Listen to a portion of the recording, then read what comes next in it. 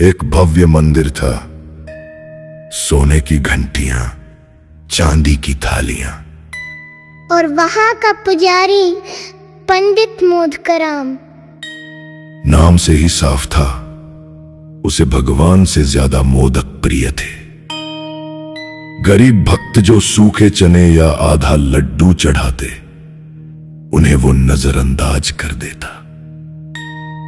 लेकिन अमीरों के केसर वाले मोदक, उन्हें वो अपने गुप्त भंडार में जमा करता।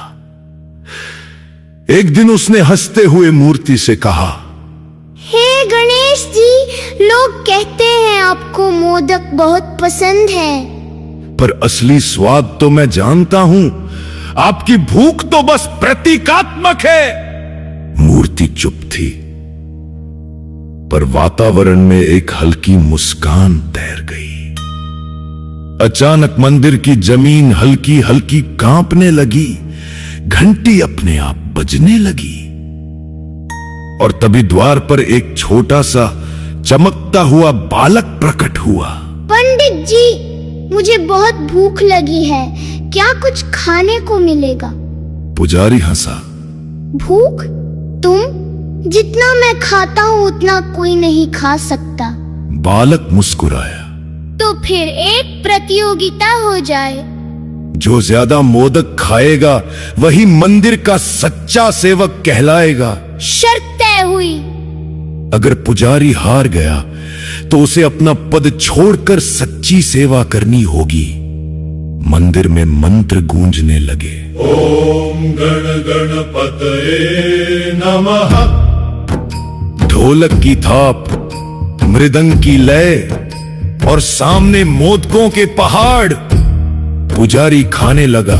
1, 2, 10, 50। बालक, वो तो बस मुस्कुराते हुए बिना थके, बिना रुके मोदक ऐसे खा रहा था जैसे हवा में घुल रहे हों। रसोई में अफरा तफरी।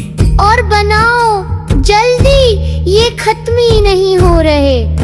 पुजारी का पेट भरने लगा।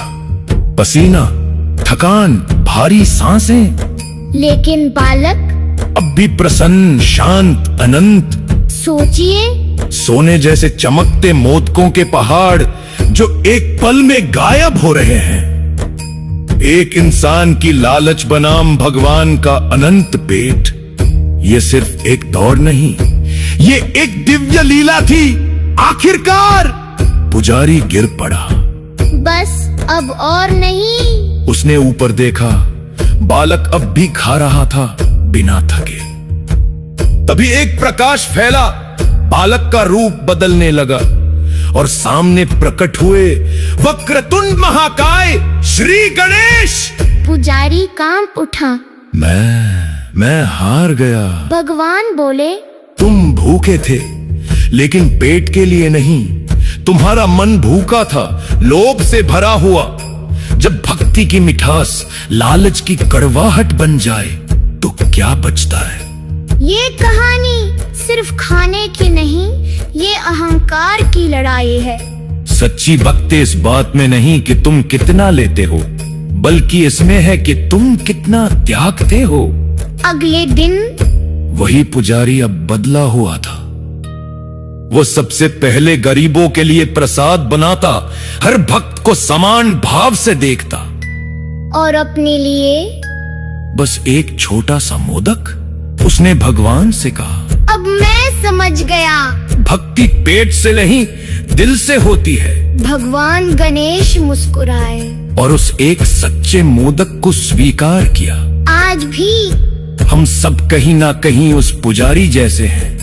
ज्यादा पाने की दौड़ में सच्ची शांति भूल जाते हैं। लेकिन याद रखो, भगवान को हजारों मोदक नहीं चाहिए, बस एक सच्चा भाव चाहिए। और यही है असली मिठास। स्वार्थ छोड़कर समर्पण में जीना।